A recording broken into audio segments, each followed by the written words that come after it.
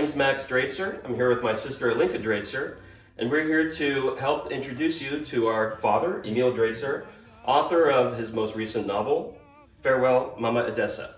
This is a novel, long time coming, Dad. What was the reason? I was a 1-year-old, and why'd we leave? Anybody who lived in the Soviet Union in my time would want to leave. On top of it, being Jewish in the Soviet Union didn't help. You would want to leave it twice as much. It was not an easy decision, obviously, to leave a place where you grew up and know everything. But I took a leap into unknown, and I'm glad we did it. So Dad, I see you're holding a matryoshka. What is the significance of this matryoshka? Well, actually, it represents how the book is constructed. Overall, this story in the book. However, inside is a story of basically my story of going through immigration. And then there is inside also a story about a man who I met on my way and wrote a story about him. So putting it all together, that's the story in the book. So that's why Matryoshka. Okay? Dad, the name of your book is Farewell, Mama Edessa. Is there a reason why Edessa specifically is like a mother? Everybody who was born and raised in Odessa would remember this city to the rest of their life, doesn't matter where. There is no such a thing as a farmer Odessan. People always remember why, because it's a very unusual city for the Soviet Union. First of all, it's very sunny. 300 days a year are sun. Secondly, it looks like little Paris. When I came to Paris for the first time, I saw it in Odessa. Why? Because Odessa was constructed by French architects. They were invited by Catherine the Great to build this city, and that's why it looks like Paris. And so the world, secondly, Odessa is like New York. People of so many nationalities live there.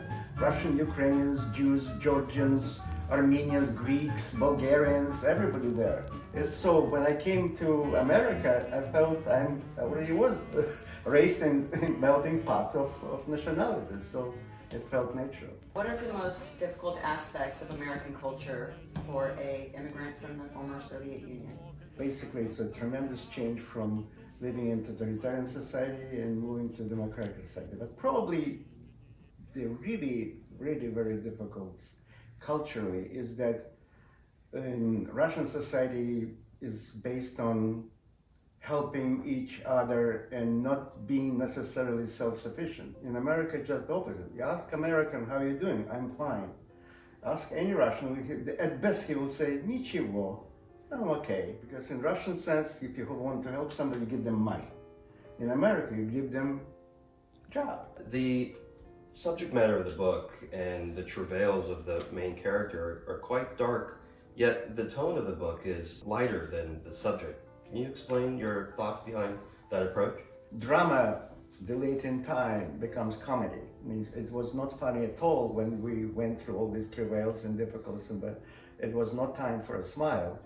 But later now, it's all over 40 years as I came to America, looking back, many aspects of it sounds funny. There were many kind of amusing moments because coming from totalitarian country, for example, we couldn't understand how come the president of the country, at that time Nixon was deposed from his post, how come he's the president? So obviously he can do whatever he wants. That's our thinking. Now when you look at it, of course, it's funny. On the whole, how did immigrants from the Soviet Union fare in their lives in America? Russian Jewish immigrants group is the most successful group for at least for half a decade. And there is a reason for that, because many of them came with higher education, but they were not properly employed. Their talents were not drawn by the state because of the state anti-Semitism and other disadvantages. Inventors of Google, WhatsApp, PayPal, they're all children of this wave of immigration. Why was this book dedicated to Cy Frumkin and Zev Yaroslavsky?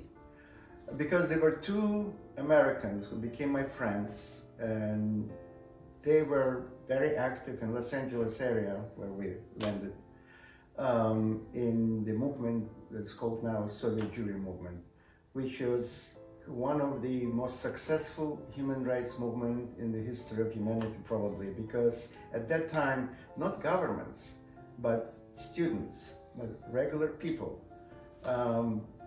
in kind of a campaign to pressure Soviet Union to allow immigration of Jews from the Soviet Union, and through them. So I wanted to say thank you to all other people who took part in it.